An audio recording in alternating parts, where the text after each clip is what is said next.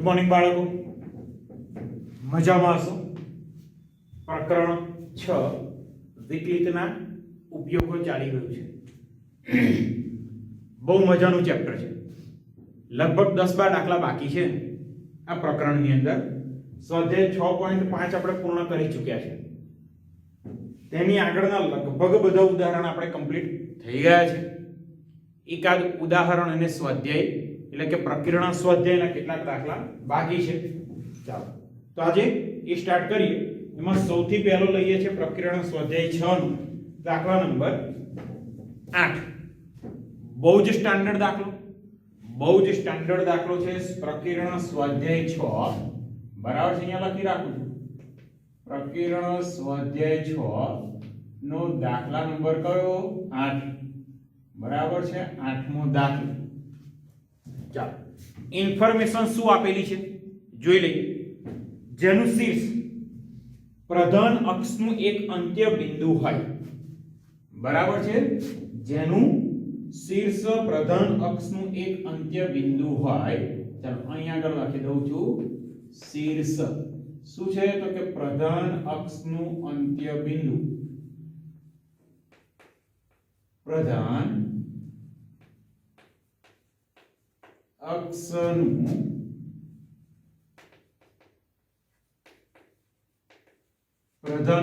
અંત્ય બિંદુ છે શીર્ષ. તેવા ઉપવલય, કયો ઉપવલય આપ્યો છે જોઈ લઈએ. x² upon a²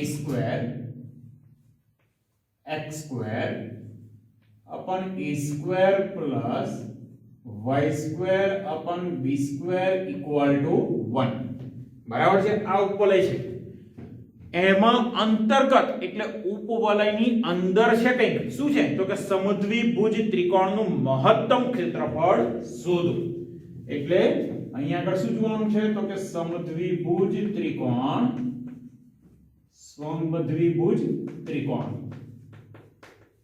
નું ક્ષેત્રફળ.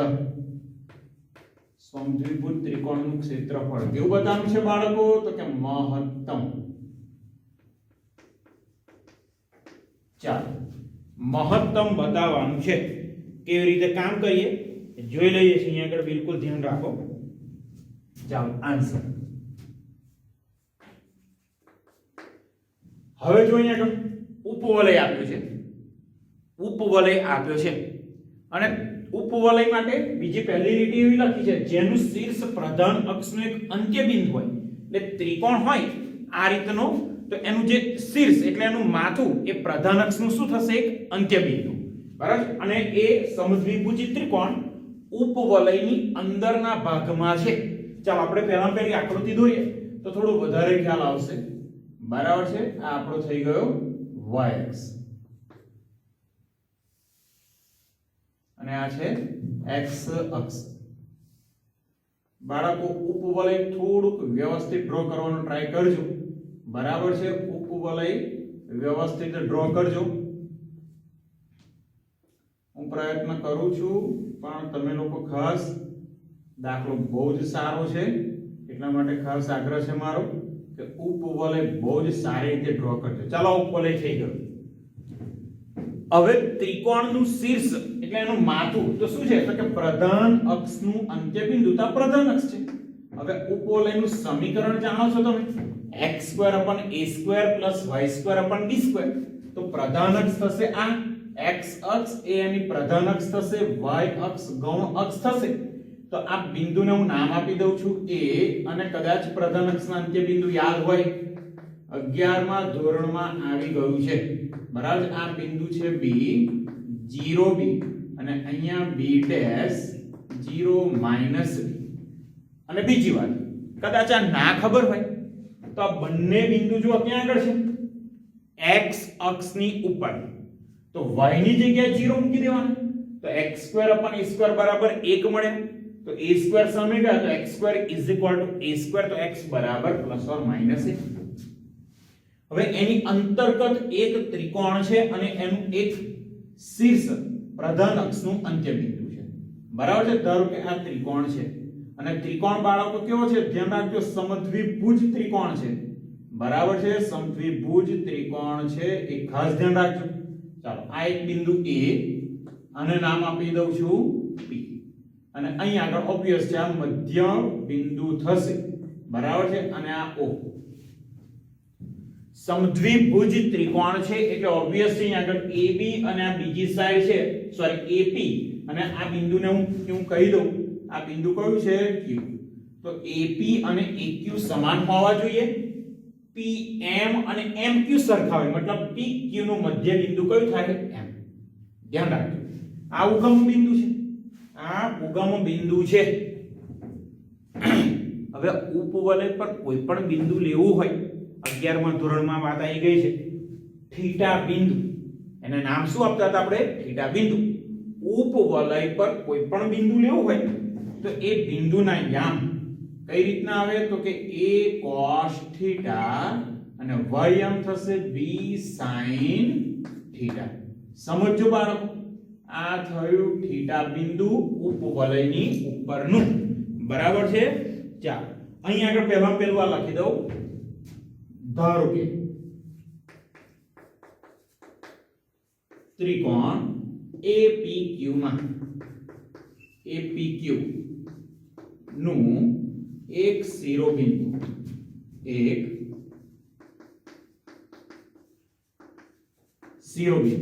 કયું છે A0 છે હવે ધ્યાન રાખજો A0 લખ્યા તો O થી A નું અંતર કેટલું થવાનું સ્મોલ a જેટલું તો અહીંયા આગળ લખી રાખીએ OA બરાબર સ્મોલ a આમાં લખશે OA બરાબર સ્મોલ a આવું કંઈક થવાનું બરાબર છે અને ત્રિકોણનું બીજું એક અન્ય બિંદુ આપણે ધારી લઈએ P a cos θ b sin θ બરાબર છે બીજું એક અંત્ય બિંદુ ત્રિકોણનું બીજું એક શિરોબિંદુ ધારી લઈએ a cos θ b sin θ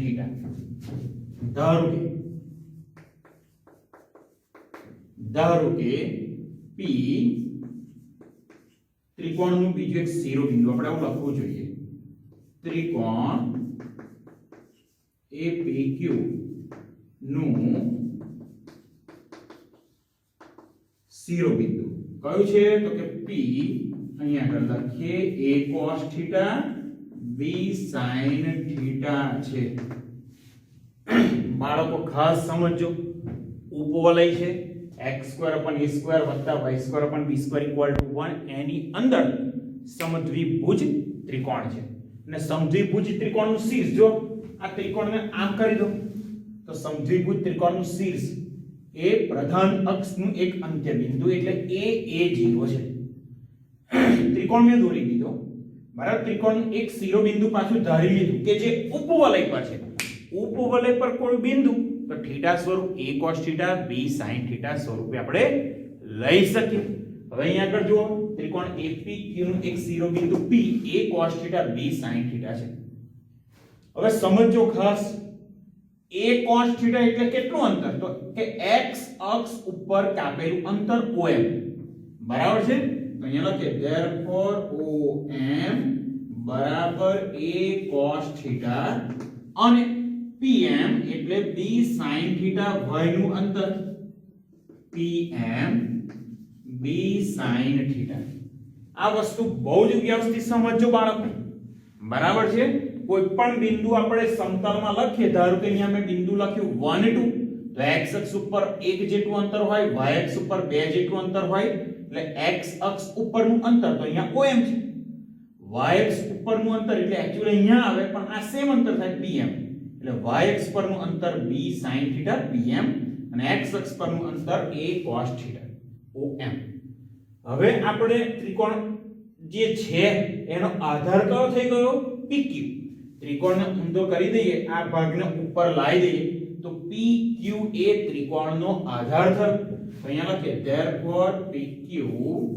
બરાબર PQ કેટલા છે 2 times PM 2 times PM પણ PM જાણો છો b sin θ 2 times b sin θ ચાલો આટલી વાત આપણી થઈ ગઈ બરાબર છે ત્રિકોણ માટે જેટલી પણ ઇન્ફોર્મેશન હતી એ હવે મેઈન વાત સમદ્વિભુજ ત્રિકોણનું ક્ષેત્રફળ આપણે બતાવવાનું છે મહત્તમ ક્ષેત્રફળ મહત્તમ બતાવવાનું છે એટલે વિધેય આવશે ક્ષેત્રફળનો ઉપયોગ કરીને. સમજી પૂછ ત્રિકોણનું ક્ષેત્રફળ એ વિધેય મહત્તમ તો એનો મતલબ f double dash less than 0 બતાવવા પડે. f ડબલ ડેશ કેવા બતાવવા પડશે? Less than 0. હવે જો ત્રિકોણ APQ નું ક્ષેત્રફળ તો 1/2 પાયો ગુણ્યા વેધ લખી શકે. 1/2 પાયો એટલે PQ બરાબર છે 1/2 પાયો અથવા તો આધાર પણ કહી શકો.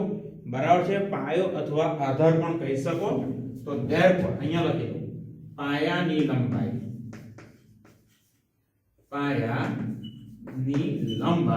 PQ બરાબર PQ is equal to 2b sin theta.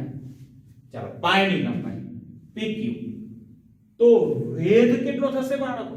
વેધ તો અહીંયા આગળ વેધ એટલા am શું થઈ જશે? am થવાનો વેધ જો અહીંયા આગળ અને વેધની લંબાઈ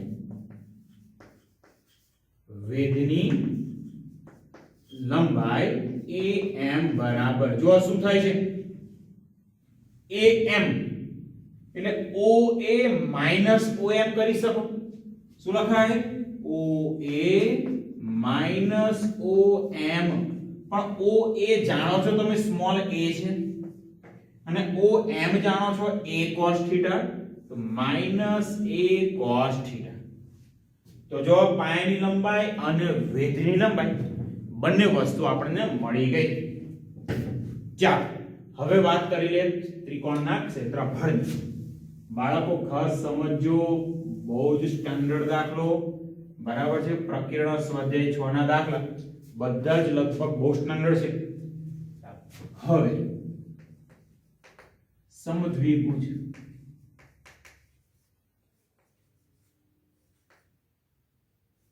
ત્રિકોણ.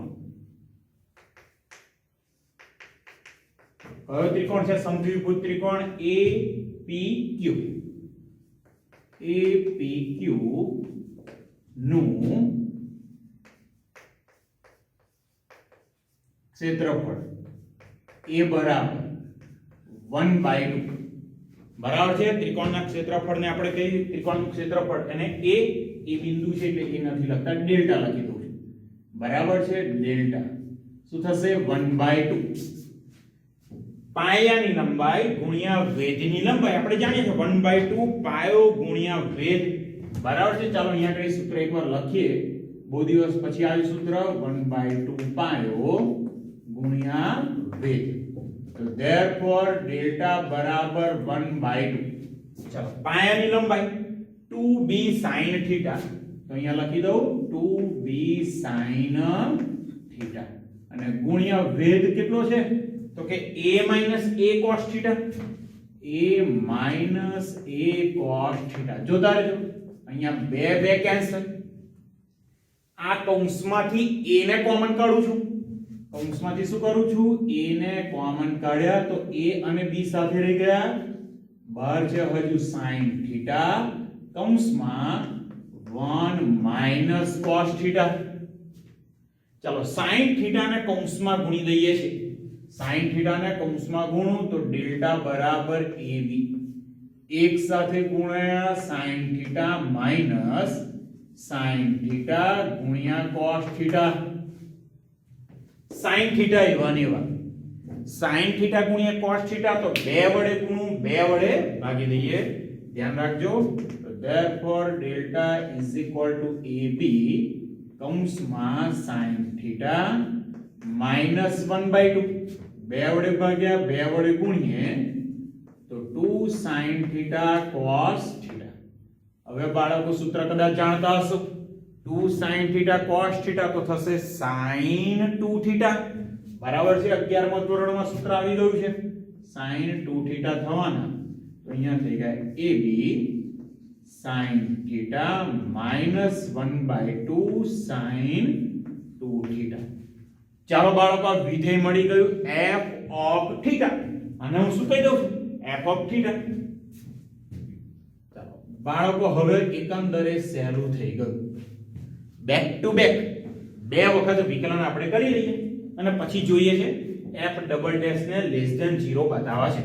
ચાલો પહેલા વિકલન કરી દો f dash theta a b a1 એવા sin થીટા નું વિકલન થવાનું cos થીટા -1/2 sin 2 થીટા નું વિકલન થવાનું cos 2 થીટા અને હજુ 2 થીટા નું વિકલન 2 બે કેન્સલ થઈ ગયા તો f ડેશ થીટા આપણને મળી ગયા ab અહીંયા આગળ cos થીટા ખરા માઈનસ cos 2 થીટા. ચાલો બીજી વખત વિકલન કરી દઉં છું તો થઈ ગયા f double dash theta is equal two a ગુણ્યા b cos નું વિકલન માઈનસ sin થીટા. અહીંયા જે બીજું cos 2 થીટા છે એનું વિકલન minus minus plus sin 2 theta અને હજુ 2 થીટા નું વિકલન જુઓ બાળકો f ડબલ ડેશ થીટા પણ મળી ગયા. હવે શું કરવાનું તો કે f ડેશ થીટા બરાબર 0 લઈ લો તો હવે f dash theta is equal two 0. ચાલો f ડેશ થીટા આપણી જોડે છે. હવે a ગુણ્યા b એ તો 0 થાય જ નહીં. a ગુણ્યા b 0 થાય તો કાં તો a 0 થાય કાં તો b બેમાંથી એક 0 થાય બરાબર છે. પણ a જો 0 થઈ જાય તો ઉપલે બને જ નહીં એટલે a અને b નો ગુણાકાર 0 નથી થવાનો તો અહીંયા મળશે cos થીટા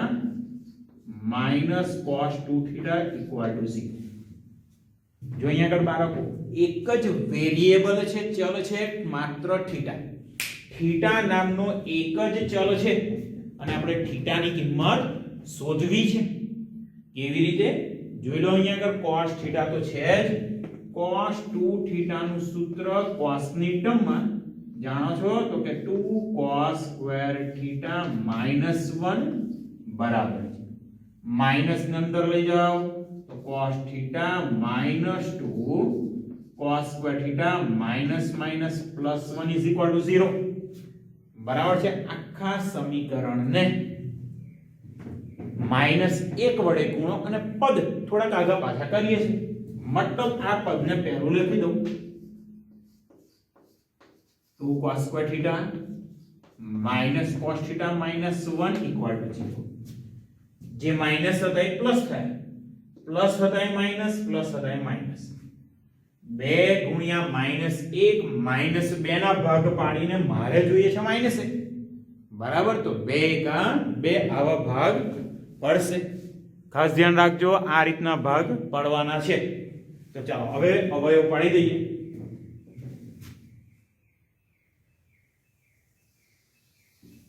ખાસ જોતા રહેજો અવયવ પાડવા જઈ રહ્યા છે. તો therefore 2 cos square theta -2 cos theta plus cos theta -1 બરાબર 0. જો તો ચાલી જાય એવું છે. પહેલા બંને પદમાંથી આપણે કોમન કાઢીએ છીએ 2 cos થીટા તો કૌંસમાં રહેશે cos થીટા -1 વત્તા 1 કોમન નીકળે આ બંનેમાંથી તો અહીંયા મળ્યા cos થીટા -1 બરાબર 0. જોતા રહેજો. તો therefore અહીંયા આગળ cos થીટા -1 અને બીજો એક સરસ મજાનો અવયવ મળ્યો 2 cos થીટા +1. ચાલો પહેલો કૌંસ બરાબર 0 તો cos થીટા બરાબર 1 અને બીજો કૌંસ બરાબર 0 તો cos થીટા નું મૂલ્ય થશે બાળકો ધ્યાન રાખજો -1/2. કઈ કિંમત લેવાની? કઈ કિંમત લેવાની? ચાલો અહીંયા આગળ ધ્યાન રાખો. અહીંયા આ જે થીટા છે બાળકો સમજજો ખાસ. બાળકો બિલકુલ અહીંયા આગળ ધ્યાન રાખજો. થીટા છે શું છે તો કે કિરણ OX અને કિરણ OP વચ્ચેનો ખૂણો. આ ખૂણો બને બરાબર છે. કિરણ OP અને કિરણ OX વચ્ચેનો ખૂણો એટલે આ થશે થીટા. તો થીટા નું મૂલ્ય મેક્સિમમ અહીંયા આગળ બિંદુ હોય a cos theta b sin theta તો પાઈ સુધી હોઈ શકે. પાઈ પણ ના હોય તો થીટા નું મૂલ્ય હંમેશા 0 થી પાઈ ની વચ્ચે જ આવવાનું બરાબર છે. થીટાનું મૂલ્ય હંમેશા 0 થી પાઈ ની વચ્ચે આવે. તો અહીંયા આગળ તો થીટા શું થઈ ગયા? પાઈ થઈ જશે. cos થીટાનું મૂલ્ય 1 ક્યારે? cos થીટા 1 ક્યારે 0 હોય ત્યારે, સોરી, cos થીટા 1 ક્યારે હોય? તો કે 0 હોય ત્યારે. હવે ધારો કે થીટા 0 લઈએ આપણે. થીટા ધારો કે 0 લઈએ, મૂકી જો અહીંયા આગળ cos ની વેલ્યુ 0, તો 1 sin થીટા 0 તો 0. તો એ તો આનું આ જ બિંદુ થઈ ગયું. એ અને p સમાન થાય તો ત્રિકોણ તો બને જ નહીં. તો થીટા બરાબર 0 શક્ય નથી. અને અહીંયા આગળ થીટા આવશે બીજા ચરણમાં. શું લખાય બાળકો? Pi minus pi by 3. તો theta is equal to 2 pi by 3. શક્ય નથી. અને 0 less than theta less than. જો બાળકો થીટાનું મૂલ્ય આપણને 2 પાઈ બાય 3 મળી ગયું. હવે શું કરવાનું? થીટાની કિંમત મૂકવાની છે f ડબલ ડેશ થીટા. બરાબર, ધ્યાન રાખો ખાસ. હવે થીટા બરાબર 2 પાઈ બાય 3 માટે f double dash 2 pi by 3 is equal to, ચાલો, f double dash theta a into b એવા ને એવા, a ગુણ્યા b એવા ને એવા, માઈનસ સાઇન 2 પાઈ બાય 3 વત્તા 2 વખત સાઇન 2 ઇન્ટુ થીટા થશે 4 પાઈ બાય 3. હવે બાળકો ખાસ સમજવા જેવું છે. જોતા રહો. તો a ગુણ્યા b તો ખરા જ, sin 2 pi by 3, 2 pi by 3 એટલે પાઈ માઈનસ પાઈ બાય 3 થવાના. પાઈ માઈનસ પાઈ બાય 3 ચરણ આવવાનું બીજું. બીજા ચરણમાં તો sin બાય ધન છે, બરાબર છે, વિધેય પણ ના બદલાય એટલે અહીંયા રહેશે માત્ર sin પાઈ બાય 3. આગળ માઈનસ ખરા, sin પાઈ બાય 3 ની કિંમત √3/2. હવે થોડુંક અહીંયા વિચારો. sin 4 pi by 4 pi by 3 સેજ વિચારો બાળકો. Pi plus pi by 3, 4 pi by 3, pi plus pi by 3, pi plus pi by 3, pi plus pi by 3, pi plus pi by 3. કયું ચરણ? ત્રીજું. ત્રીજા ચરણમાં તો ભાઈ sin ઋણ આવવાના અને વિધેય ના બદલાય તો ફરી પાછા મળ્યા √3/2. જો અહીંયા આગળ માઈનસ કોમન કાઢો તો આ તો હંમેશા કેવા રહેવાના? Less than. ક્લિયર? શૂન્ય કરતા નાના છે તો આનો મતલબ therefore f of theta is equal to 2 pi by 3 માટે થીટા બરાબર 2 pi by 3 માટે f of theta. f of theta ખરેખર છે શું? તો કે સમદ્વિભુજ ત્રિકોણનું ક્ષેત્રફળ. અહીંયા લખું, સમદ્વિભુજ ત્રિકોણનું ક્ષેત્રફળ કેવું થશે? મહત્તમ થશે. મહત્તમ થશે. ચાલો, સાબિત થઈ ગયું કે ક્ષેત્રફળ મહત્તમ થાય છે. અને હજુ આગળ પાછું મહત્તમ ક્ષેત્રફળ પણ શોધવાનું છે. મહત્તમ ક્ષેત્રફળ કયું આવે એ શોધવાનું છે. એ તો બહુ જ સહેલું છે, જોઈ લઈએ. તો હવે મહત્તમ ક્ષેત્રફળ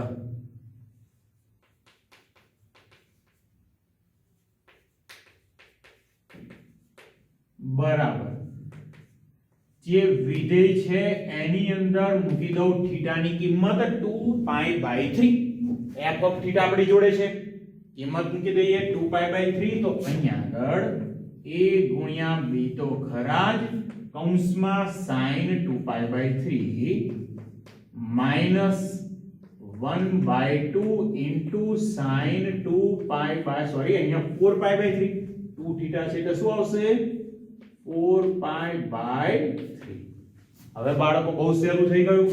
જો અહીંયા આગળ sin 2 પાઈ બાય 3 ની કિંમત હમણાં શોધી હતી, √3/2 માઈનસ 1/2 ખરા, sin 4 પાઈ બાય 3 માઈનસ √3/2 કેટલા થશે? માઈનસ વર્ગમૂળમાં 3 ના છેદમાં 2 તો a ગુણ્યા b અહીંયા મળ્યા √3/2 માઈનસ માઈનસ પ્લસ અંશમાં વર્ગમૂળમાં 3 છેદમાં 4 લસા લઈ લો તો લસા થશે કેટલો 4 લસા તો ઇક્વલ ટુ a ગુણ્યા b અહીંયા 2 વડે ગુણાય તો 2√3 પ્લસ √3 ના છેદમાં 4 કેટલા મળ્યા a ગુણ્યા b ગુણ્યા 3√3/4 એટલે ક્ષેત્રફળ મળી ગયું 3√3/4 ગુણ્યા a ગુણ્યા b બરાબર। જો બાળકો બહુ જ સ્ટાન્ડર્ડ દાખલો પરીક્ષાની દ્રષ્ટિએ બહુ જ અગત્યનો કહી શકાય બરાબર છે IMP।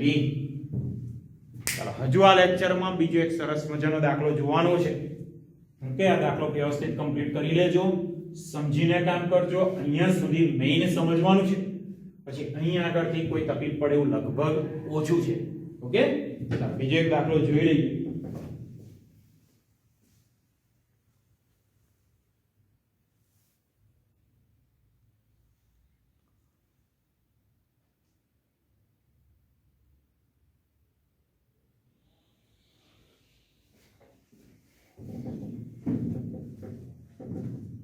ચાલો બાળકો બીજો એક બહુ જ સારો દાખલો બરાબર છે બીજો એક બહુ જ સારો દાખલો પ્રકરણ સ્વાધ્યાય 6 એની અંદરથી 15 નંબરનો દાખલો ગણી લઈએ બરાબર છે સ્વાધ્યાય 6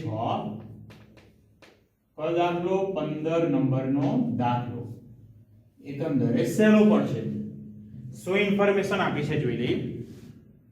સ્મોલ r ત્રિજ્યા વાળા ગોલકમાં બરાબર છે એટલે ગોલક આપ્યું છે r ત્રિજ્યા વાળો ગોલક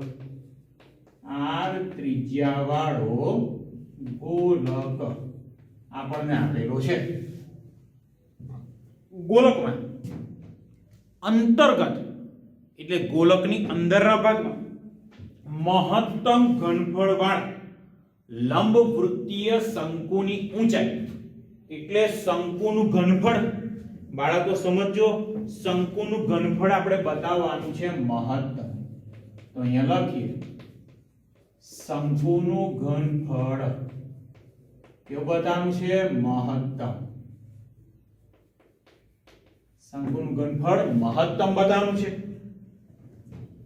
જો ફરીથી સ્મોલ r ત્રિજ્યાવાળા ગોલકમાં એટલે અહીંયા આગળ ગોલક છે એ આપેલો છે સ્મોલ r અચળ થઈ ગયું સ્મોલ r શું થશે બાળકો અચળ। ચાલો આગળ ગોલકમાં અંતર્ગત એટલે એની અંદર છે મહત્તમ ઘનફળ વાળા લંબવૃત્તીય શંકુનું ઘનફળ મહત્તમ છે શંકુની ઊંચાઈ બરાબર છે અહીંયા શું સાબિત કરવાનું થશે પાછું કંઈક વચ્ચે શંકુની ઊંચાઈ બરાબર 4r/3 છે આવું કંઈક સાબિત કરવાનું છે બરાબર છે ખાસ ધ્યાન રાખજો બાળકો। ચાલો પહેલું હું આકૃતિ દોરી દઉં ગોલક છે એની અંદર પાછો શંકુ છે ચાલો જોઈ લઈએ ગોલક ડ્રો કરી લઉં છું આ થઈ ગયો આપણો ગોલક ઓકે વ્યવસ્થિત તમે પણ વ્યવસ્થિત થોડું ડ્રો કરજો એની અંદર શંકુ છે ચાલો આ એની અંદર શંકુ છે આ શંકુની ઊંચાઈ અને આ છે શંકુની ત્રિજ્યા જોતા રહેજો અહીં ગોલકની ત્રિજ્યા r આપેલી છે આ ઇન્ફોર્મેશન લખી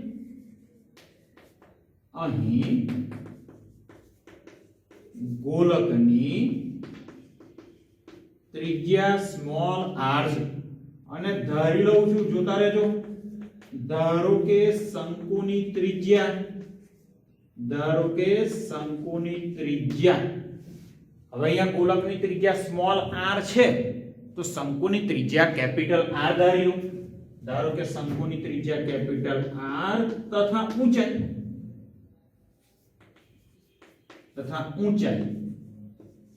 h છે ધારો કે આ ગોલકનું કેન્દ્ર છે બાળકો, બિલકુલ સમજો આ શું છે ગોલકનું કેન્દ્ર. તો અહીં આગળ આ તો કેપિટલ R છે જ, બરાબર છે. ગોલકની ત્રિજ્યા કેપિટલ R છે અને આ થશે ગોલકની ત્રિજ્યા સ્મોલ r અને આ છે શંકુની ત્રિજ્યા કેપિટલ R. અને આખી આ હાઈટ થશે h, બરાબર છે. આખી હાઈટ થશે, પણ આ તો પાછી ગોલકની ત્રિજ્યા સ્મોલ r થઈ ગઈ. ખ્યાલ આવે છે? આ થશે ગોલકની ત્રિજ્યા, આ પણ ગોલકની ત્રિજ્યા સ્મોલ r, આ છે શંકુની ત્રિજ્યા કેપિટલ R. અને આખી હાઈટ કેટલી આપેલી છે h, આખી હાઈટ h છે અહીંયા આગળ. તો અહીંયા આગળ આટલું અંતર થશે, શું થશે h, બરાબર છે. આખી h માંથી r બાદ કરો એટલે જોઈ લઈએ. અહીંયા આગળ નામકરણ પણ કરી દઈએ. આ બિંદુ A, બરાબર છે. બિંદુ A, ગોલકના કેન્દ્રને હું O કહી દઉં, આ બિંદુને નામ આપી દઉં P અને આ બિંદુ છે C. તો અહીં OC બરાબર OA, OC બરાબર OA બરાબર સ્મોલ r તથા BC બરાબર કેપિટલ R અને AB કેટલા છે h શંકુની ઊંચાઈ. તો therefore OB કેટલા થશે તો કે AB બરાબર છે. OB કેટલા થાય તો કે AB માંથી OA બાદ કરો એટલે તો AB માઈનસ OA. હવે જો AB h છે જ અને OA આપણી જોડે છે સ્મોલ. બાળકો સમજો, શંકુનું ક્ષેત્રફળ શંકુનું ઘનફળ એને મહત્તમ બતાવવાનું છે. શંકુનું ઘનફળ પાઈ r2 h. શંકુનું ઘનફળનું સૂત્ર કયું છે? પાઈ r2 h. ઓકે, ચાલો પાઈ r2 અને h, પણ અહીં તો બે વેરીએબલ થશે, કેપિટલ R અને h. કન્વર્ટ કરવા પડશે એકબીજામાં, કોકને કશાકમાં કન્વર્ટ કરવા પડશે. તો ત્રિકોણ OBC ની વાત કરી લઈએ. તો હવે ત્રિકોણ OBC માં બાળકો પાયથાગોરસ પ્રમેય. તો અહીંયા આગળ OC નો વર્ગ બરાબર OB નો વર્ગ વત્તા BC નો વર્ગ. OC આપણી જોડે છે r2, OB h minus r whole square અને BC ને લખી શકીએ આપણે r2. જોતા રહેજો અહીંયા આગળ r2 ખરા, અહીંયા વિસ્તરણ h2 મધ્યમ પદ plus minus 2hr plus r2 અને વત્તા અહીંયા આગળ r2 તો છે. જો બંને બાજુ r2 કેન્સલ, તો therefore capital R2 is equal to 2hr minus h2. બંને ટર્મ સામે તો નિશાની બદલાઈ. ચાલો r2 મળી ગયા h ના ટર્મમાં. હવે શંકુનું ઘનફળ,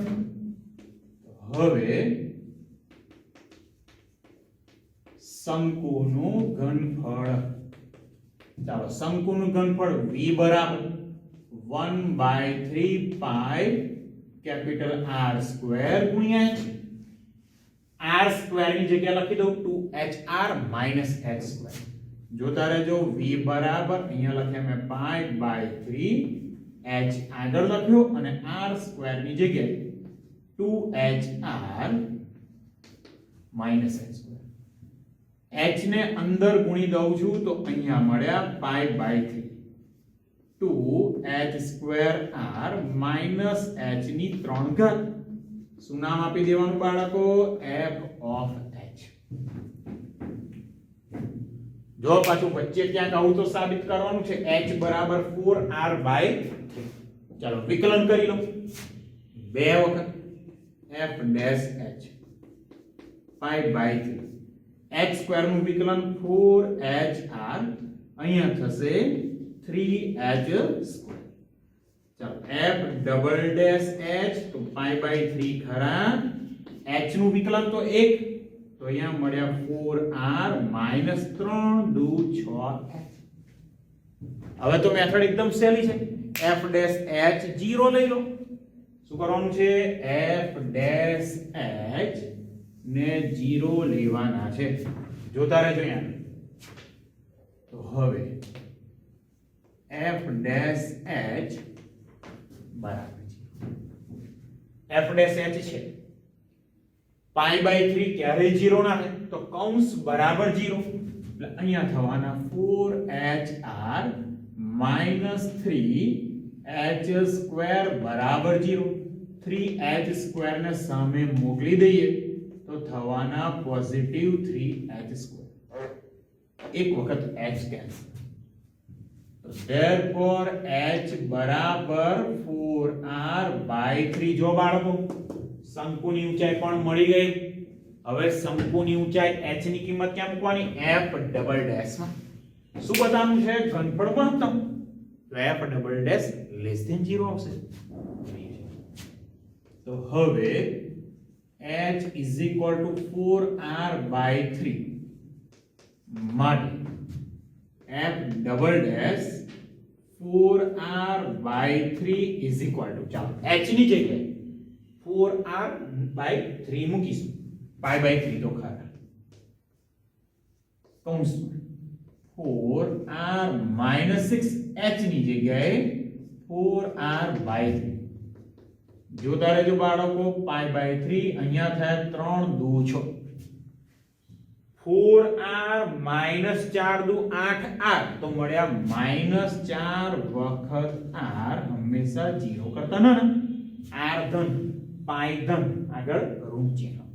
તો therefore h બરાબર 4r by 3 માટે f of h. પણ બાળકો f of h પાછું છે શું? તો f of h શંકુનું ઘનફળ. તો અહીંયા લખું શંકુનું ઘનફળ કેવું થશે? મહત્તમ થશે. બરાબર છે. શંકુનું ઘનફળ જો બાળકો મહત્તમ થઈ ગયું. અને પાછું લખી લઈએ આપણે. તથા મહત્તમ ઘનફળ વાળા શંકુની ઊંચાઈ કેટલી છે? h. પણ h તો આપણને આગળ મળ્યા કે 4r by 3 છે. જોતા રહેજો બાળકો. બહુ જ સહેલો દાખલો છે પણ બહુ સારો દાખલો છે. માત્ર થોડુંક ધરવામાં ધ્યાન રાખવાનું. બાકી આ રીત કદાચ એકાદ દાખલામાં આપણે ઓલરેડી કમ્પ્લીટ કરી ચૂક્યા છે. બરાબર છે. આજના બંને દાખલા એમાં આગળનો દાખલો ઉપવલય વાળો એ તો બહુ જ સ્ટાન્ડર્ડ છે. આ દાખલો ભણી ચૂક્યા હોય એવું લાગે છે. બરાબર. આ ટાઈપનો દાખલો આ તો નહીં પણ આના જેવો. ઓકે. તો વ્યવસ્થિત તૈયારી કરજો. કંઈક ડાઉટ હોય કોલ કરી શકો છો. ઓકે. ચાલો લેક્ચર અહીંયા પૂરો કરું છું. થોડુંક જ કામ બાકી છે. આવતા લેક્ચરમાં કામ કરીશું.